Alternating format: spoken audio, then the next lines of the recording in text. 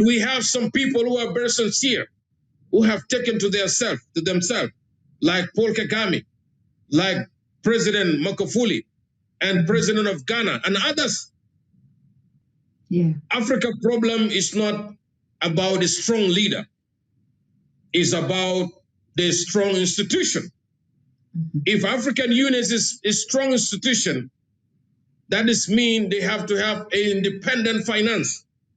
The African leaders has to put the finance to the union to make it strong.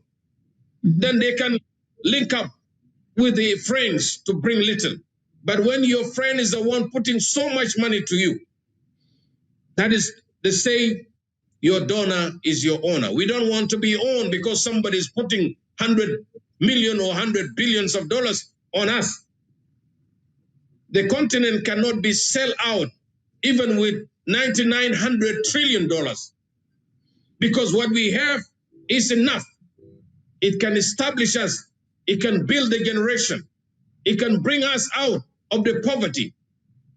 African Union has never said anything about the operation of the United Nations personnel in Congo. Since the independence of Congo, they are still there looting Congo. We have seen how many leaders has been killed, and this is what has brought fear to many presidents and many leaders who want to speak about the African that to be independent. This is the big fear they have now. To me, the way the panel has approached this thing is correct to say we have to answer this question first. What is the Africa we want? So we say we want an Africa that is free of violent conflict and war. What leadership do you produce to get that result? We want an Africa that is free from poverty. What kind of leadership do you need to create to end that poverty? We want an Africa that is free of, that is driven by women's emancipation. Where is this leadership? How do you create it? We want an Africa that is free of corruption. How do you produce this leadership that is not corrupt? Now, these are the questions I took to answer, these practical things that President Kagame was talking about. And it's not an easy question to answer. But I think critically, and we were discussing this thing yesterday, critically, we need a critical self-assessment of ourselves as Africans. To say, as President Kagame was saying, we've been discussing this thing about the quality of leadership, challenges we face for a very long time. But when have we sat down to say, now let us assess, no, you Thabo Mbeki, were president of South Africa for so long. Let's assess your performance. Did you provide this kind of leadership that is suitable for this Africa that we want? Where did you go wrong? We got the African peer review mechanism, which President Obasanjo can speak about. And that's part of what it was supposed to do, so that we sit as peers to say, no, but the President, you are misbehaving. You are stealing public resources. You've accessed power in order to put money in your pocket. This is not the leadership we want. But we're not doing that sufficiently because we're afraid. We're afraid to speak frankly to one another about the wrong things that we're doing. And I think if we don't do that, we will meet a century hence to discuss the same question. I think that critical self-assessment of the continent is necessary. And I mean a real, critical, truthful self-assessment that's critical. And I think that would be an important step forward in terms of producing this kind of leadership which Africa wants. I'm handing this to President Kaba. I suspected you might do that, yes.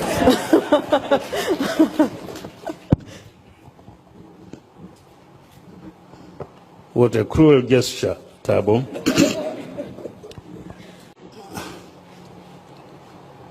We want an Africa, as you said, where there is equality of gender, equality of opportunity,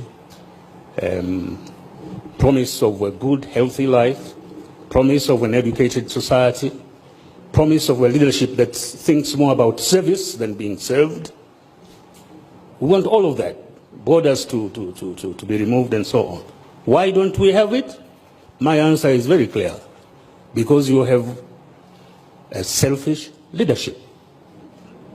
Extremely selfish. We often think of the problem of leadership as being the problem of the leaders alone. Fine. They must be defined, have integrity, have all those we want. But to succeed, they must be able to implant those attributes in the population. Their political parties must be organized in such a way that they reflect those values and embody those aspirations in their political interaction. If they don't, you have trouble. We are multi-ethnic societies. What basic values have we embodied in these societies? Equality? Or is it diversity? How do you convert diversity into strength rather than diversity as a cause for war and internecine fighting? Can it be done? It can be done. It's been done in centuries before, in Europe and elsewhere. Why can't it be done in Africa? But we don't have the will because we are selfish. We are concerned of the here and now in the seat I am in. That's wrong. We have, it's ironical that you have a continent with the best natural resources of any others as of today, but they are being exploited for the sustenance of those who enslaved us and continue exploiting us rather than being exploited for our own emancipation. Why? Because you have a leadership that does not recognize the degree of present-day enslavement, economic enslavement, and the necessity for emancipation. It's ironical. We talk about development, but we don't stop in time to define what development in our kind of situation is. One of the greatest reasons of admiration for this country, for instance, is the fact that you have here a universal system of health and education delivery. Now that is development. Rwanda is more developed than any of these Western countries in this regard, where you have assured health and education delivery. So we really must rethink where we are, why we are what we can be, and how we can. I agree, women, youth, and all those things. But internally, the fault is in us, dear Brutus, not in our stars. Thank you.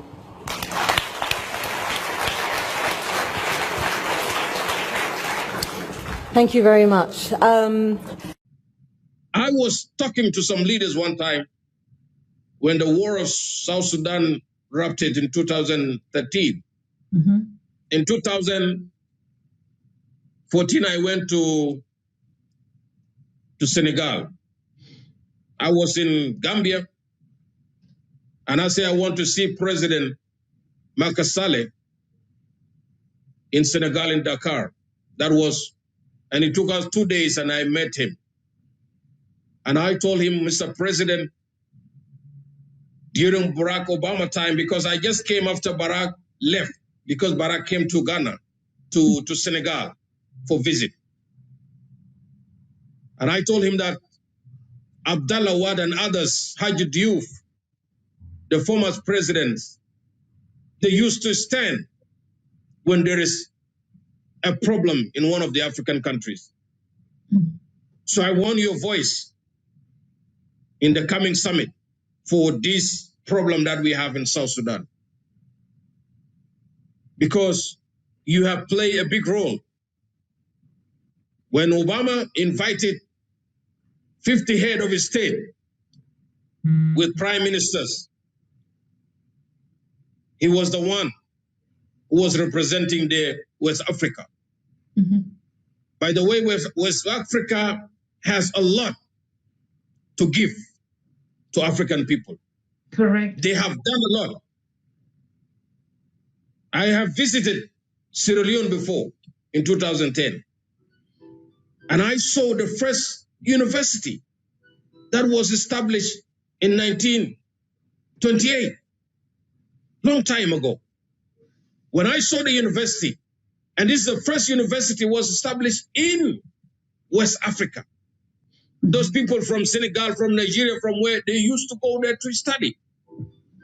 But I have seen like a ghost city, ghost town, ghost buildings, because it's not giving the image that this is the Press University. Like Harvard University we are seeing, Oxford. We have to do a lot for Africa. We have to embrace the unity of Africa. Yeah. We have to come and with one voice, the Africa we want is not about the lack of the leadership, it's about the lack of institution where we can interlink our continent together, where we have a free business, a free borders, a free visas. Some few countries has done it now. I was happy this morning when Paul Kagame conducted the East Africa conference, because now he's the chairman of the East Africa community now. Okay. Discussing these issues of COVID-19 and how those nations are operating and are tackling it. These are kind of the leaders that we're looking at to check to one another from time to time. What I heard one time with one of the leaders I was talking to, I asked him one time, do we really have leaders in Africa? He took some moment and he told me no. The reason why he said no, because we need a leader who will stand even if he's going to be killed. To say we are not in a state, we are not living in a stone age. We are living in 21st century.